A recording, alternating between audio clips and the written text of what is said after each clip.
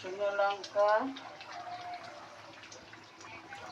কালো জিরে আর রসুন থেতো করে ফোড়ন দিলাম, দিয়ে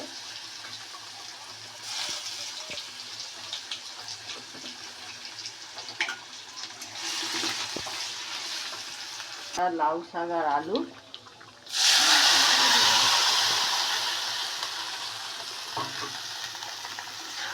লাউ শাক কেটে এরকম করে খাও, আমাকে কমেন্ট করে জানিও।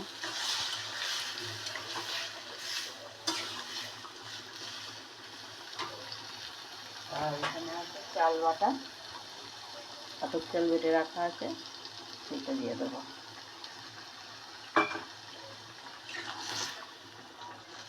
দেখে এরকম করে খাও, আমাকে জানিও, খুব ভালো লাগে। নুন হলুদ দিয়ে লাউ শাকটা সিদ্ধ করে নিয়েছিলাম, জল দিয়ে শুধু, আর রসুন কালো জিরে শুকনো লঙ্কা ফোড়ন দিয়ে আর এরকম সাঁতলে নিলাম।